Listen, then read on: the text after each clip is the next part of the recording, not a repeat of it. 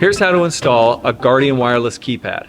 All you'll need is the keypad, the screws that it came with, and a Phillips head screwdriver, or a drill with a Phillips head on it.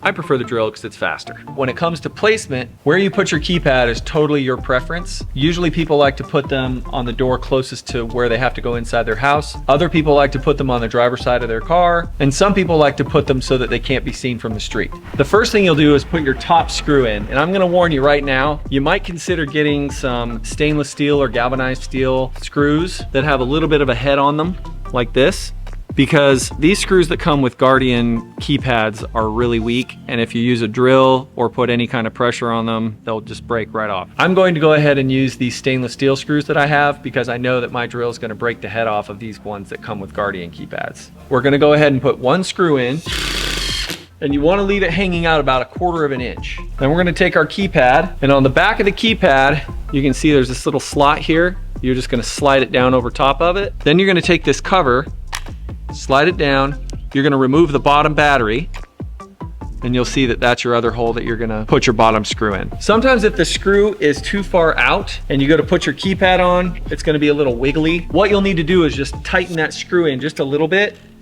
until it gets to a point where when you put the keypad down, it's kind of snug against this opening here.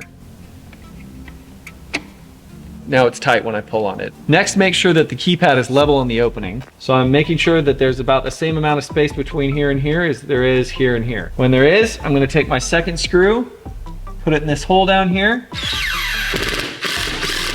And now your keypad's secure. The last step is to put your battery back in. Make sure that you put the battery back in the correct way with the positive on the positive. I did that once where I put it in backwards and then my keypad stopped working because it wasn't in the right way. And then you'll take your cover, slide your cover on, and you're good to go. And that's all there is to it. If you have any other problems with your garage door or garage door opener, please contact us today. We can help.